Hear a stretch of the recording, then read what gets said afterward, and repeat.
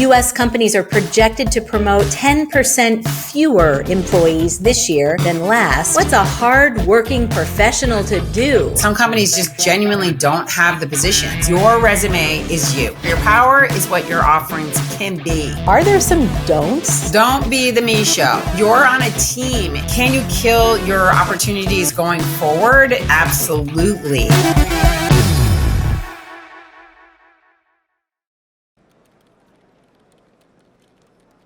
Hey, you heard the news? Earnings came in pretty low. They're not laying anybody off, but promotions are going to be way down. Well, Bill, not for me. I just got a promotion. You did? Yeah, I'm now head of Global Digital Strategic Initiatives. But the CEO just said, yeah, I heard that too, but I had a great year and the company recognizes that. I'll be in charge of 25 people and have 3 times more budget to play with now.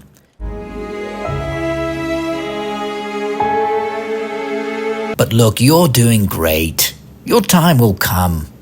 I hope so. You should go celebrate. Hello? Hey, looks like we'll stay busy. I got a promotion. Wait, isn't that good news? No, I didn't get any more money for it. Just more work, more pressure, and I'm sure more hours. No money? Wow. Think they call that one a dry promotion. Yeah. One thing, don't tell Bill. Really? Actually, let's just keep this between you and me.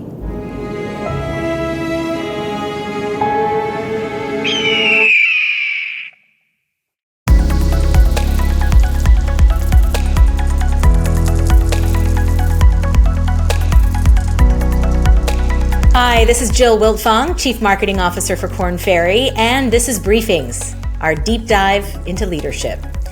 As we've mentioned here before, nobody can quite figure out this job market, but it's pretty apparent business leaders feel they have the upper hand in controlling labor costs for the moment.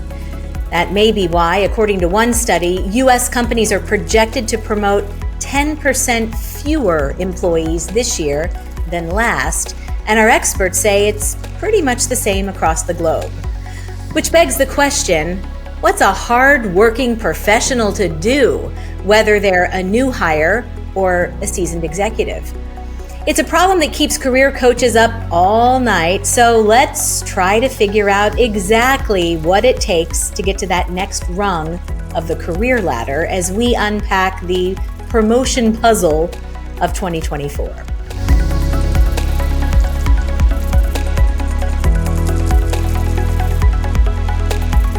Before we start, if you're watching us on YouTube, please be sure to like, subscribe, and leave a comment to let us know your thoughts on this topic. And we'll, in the meantime, jump in. We're joined now by Liz Bentley, CEO and founder of Liz Bentley Associates. Liz is a nationally recognized career coach who's helped countless individuals make the next jump in their professional lives. Liz, really good to have you on today. Thank you so much for having me. I'm really excited to talk about this, and I love the idea of the promotion puzzle. It is a puzzle. A real puzzle. Yes, and let's try to piece this puzzle together over the next few minutes here together. Since the new year, I know a lot of workers have been wanting to celebrate things like historically low unemployment, and for many around the world, not being in a recession. But this news about decreasing promotions is tough, especially in light of all of that news. Liz, why do you think company leaders are holding back on promotions right now? The markets are very competitive and organizations are being very budget conscious. They're really afraid of spending too much money. And they're, like I said, just being very cautious with so much competition in the market. So plenty of challenges out there when it comes to asking for promotions. Are there ways that you can kind of use this current market and what's happening in the market today to your advantage? One thing that we do see people do when budgets are tight and the money and the company doesn't have extra money is to find money. And one of the ways you can do that is that if somebody leaves an organization and there's an open spot and you feel that you have the skill set to take over some of that job, not all of it, but at least some of it, you can fold some of those responsibilities into your position and ask for a raise. Get this, Liz. Last year, More than a third of firms gave so-called dry promotions, meaning a better title, additional responsibilities, but no increase in pay. What's the upside of taking a deal like that, if there is one? I mean, here, first of all, if you have no other deal to take, you're taking that deal. So remember, your power is what your offerings can be. So you want to keep adding to your experience and to your responsibilities and to everything you're doing and growing yourself.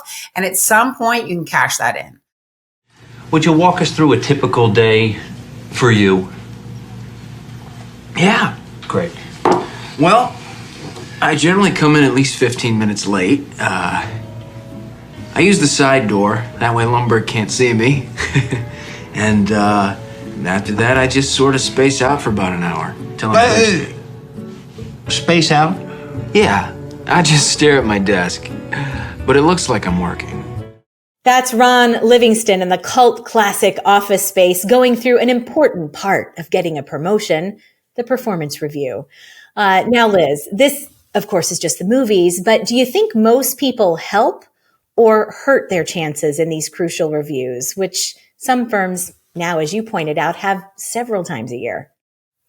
Okay, so first of all, if you're going to get a promotion, you're going to get a raise or anything like that, the person who's giving you the review has already made this decision before you come to the meeting. Can you kill your opportunities going forward in a performance review? Absolutely. And the number one thing is not hearing feedback. I mean, the reality is one of the most important qualities going forward in 2024 and has been, but will be even more so, is being coachable. Are there some don'ts, some things that professionals absolutely should not do if they want to move up? Okay, I call these the promotion killers. Okay. So the first one is called the me show.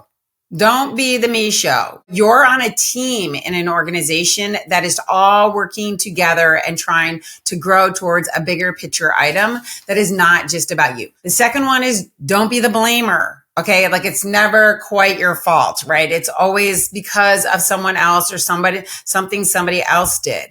So that's another one that's a killer because it's really frustrating for bosses to work with. But what has gotten people really excited recently is generative AI. 40% of people said they are already using this in some way at work. And the way they're using it falls into kind of two buckets. One is to fight the blank page problem. So let's say that you have to write a deck, or you want to write an email to a supplier, or you've got to draft some document. The AI gives you that first draft. And the other one is to solve some kind of problem that you run into, like you don't understand some lingo, or maybe you have a sticky situation at work. The AI can kind of tell you how other people have gotten around that same problem. That's LinkedIn editor-in-chief Dan Roth talking about how people are using generative AI today. On the one hand, AI can potentially make you better at your job, as he says, but on the other, that means your case for getting a promotion may not be as strong if a robot is doing part of your work. So Liz, where do you land on AI? Do you think it's going to help or hinder people from getting ahead? I think it's going to help. I think it makes look, a lot of getting promotions is about doing good work fast and excellent. So delivering excellent work quickly, and AI just makes you better and faster and able to do that really effectively. Let's now spend a little bit of a moment on seasoned executives. So we've talked a little bit about some other groups out there. These are folks trying to get to the C-suite, right? And really kind of hit the pinnacle of their career. Do they need to do anything different to secure a promotion than maybe a colleague that's a little more junior? Definitely. Everyone's got to be thinking about how are we moving this business forward in a new way. And so the C-suite level is critical to steering that organization. And you really have to be a thought leader in that space coming from your position. Those are really helpful guidance there. We've talked a lot about generalities today. Do you have a couple of really good promotion stories that are a little more specific? I do actually. Okay, so in one case, it was at a very famous big beauty company, well-known brand, that was a big corporate organization. And my client came to me because she had been moved onto the B team, which was a theory, but she used to be on the A team. And she had great reviews and always had good, good annual employee reviews.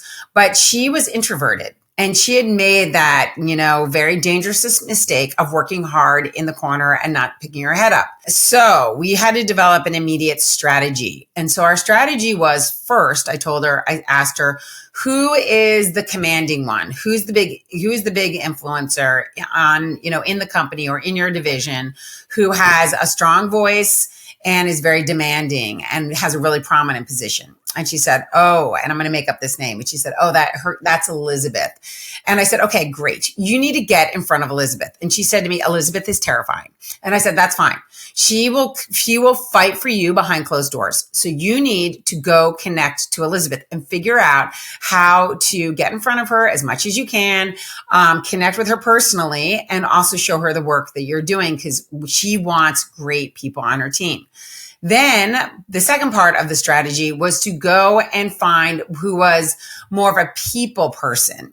And this person is like the people person. They know everything that's going on. They know whose grandmothers died and who's happening, who's getting promoted, da, da, da, da. And I said, okay.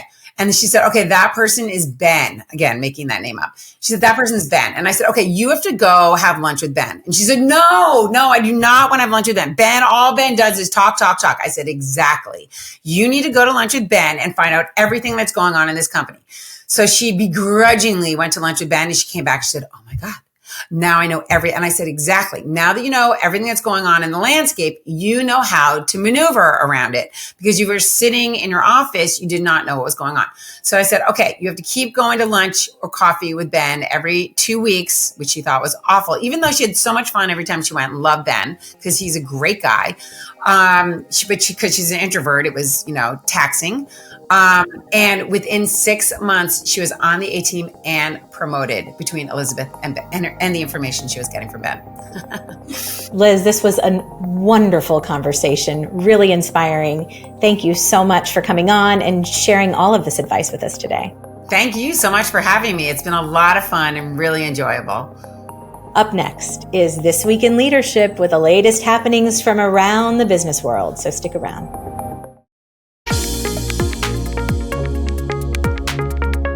Hi, and welcome to The Break.